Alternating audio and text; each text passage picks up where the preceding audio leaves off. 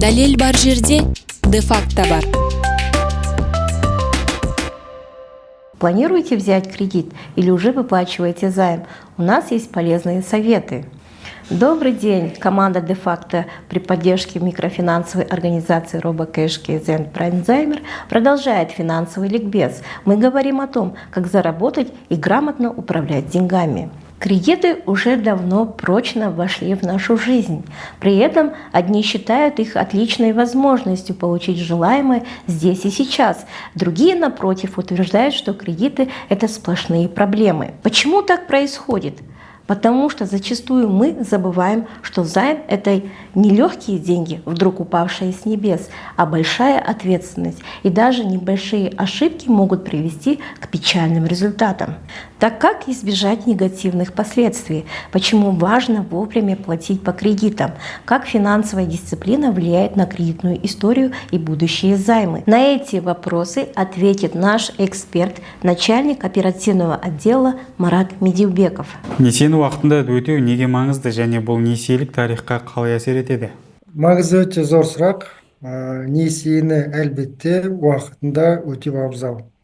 Себебі қарыз алушының өз мойнына алған жауапкершілігін уақытылы орындай білуі ол кісінің кредит беруші мекеменің жақсы клиенттерінің санатына кіруінің бірден бір мүмкіндігі және белгісі. Алынған несиені уақытылы төлеген азамат, я болмаса азаматша, сол мекемеге екінші рет, үшінші жүгінген кезде үлкен мүмкіншіліктің бірі ол алынатын несиенің шартының жақсара түсуі.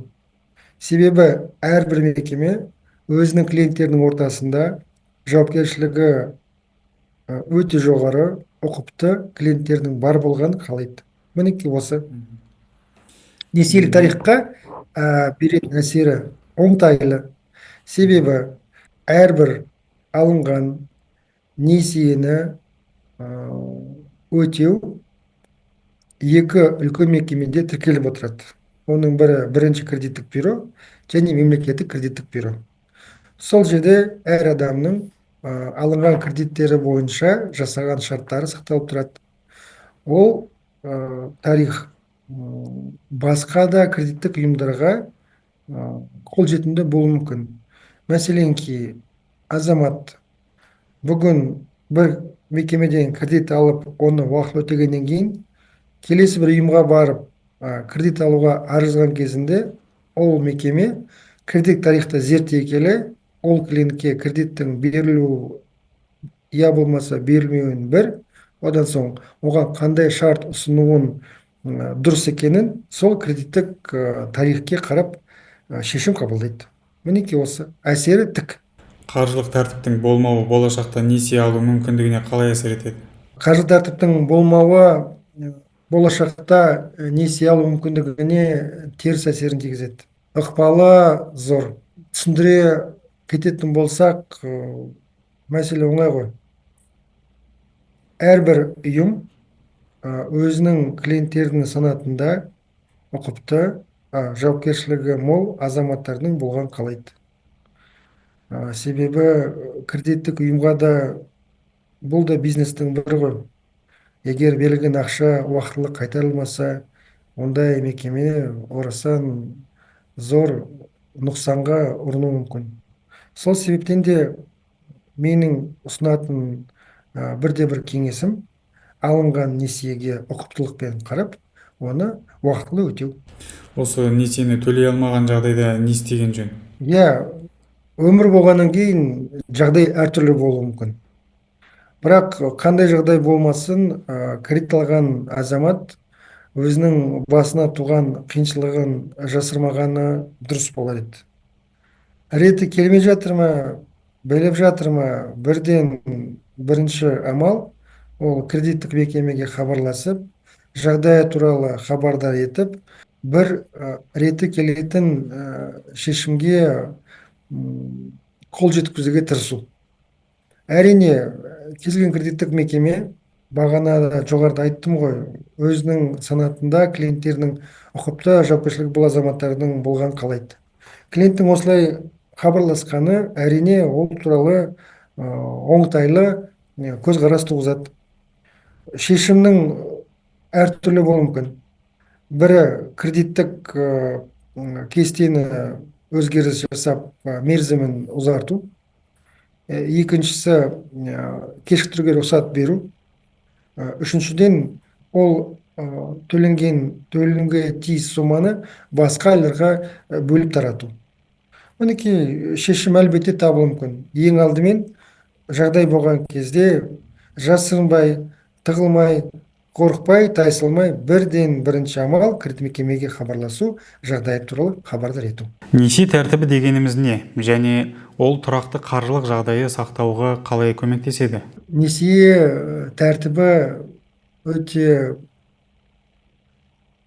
маңызды жағдай деп айтсақ болады. Себебі әр алынған кредитті, несиені уақытылы өтей білу тиіс. Бұл үлкен жауапкершілік. Және бұл жауапкершіліктің артында орасан зор мүмкіншіліктер ашылады. Бұлай түсінгеніміз дұрыс. Әрбір кредит алушы оған сеніммен берілген ақшаның арқасында ойында жүрген түрлі жоспарды іске асыра алатын болады. Мінекей, ол мүмкіншіліктер әрбір уақытылы дұрыс өтілген кредиттен кейін арта түседі. Оның атын кредиттік лимит деп айтсақ та болады. Мысалы, бірінші ұсынған кезде кредиттің сомасы 10 мың теңге болуы мүмкін, келесі өтілген кезде 50 мың теңге болуы мүмкін, 100 мың болуы мүмкін, сома арта түседі. Әрбір кредиттік мекеме оған сенімді клиенттерге берілетін кредиттің сомасын арттыра беруге оңтайлы көзбен қарайды. Мінекей осы. Ал қаржылық жағдайды сақтау туралы айтатын болсақ, кредит, несие ол адамның қолдана білуге тиіс болатын құралы. Ол құралға ұқыппен қарау керек. Егер адам алынатын кредиттің өтелуін өз жағдайына қарап ескермесе, әрине ол қиыншылық жағдайға душар етуі мүмкін. Сол себепті мен ылғи айтатын сөзім жауапкершілік және ұқыптылық. Осы екі үлкен маңызды мәселені көз алдынан таса қылмаса, кредит адамға бірден бір таптырмас үлкен пайдасы зор құралға айналуы ықтимал. Несие алайын деп жатқан болмаса, алған жандарға өзіңіз беретін бір ақыл кеңесіңіз?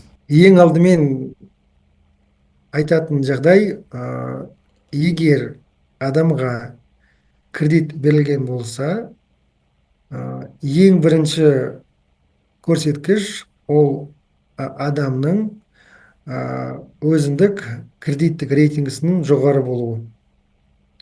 Қазір айтатын болсақ, 2-ның бірі, 3-тің бірі жоғары рейтингке ие емес.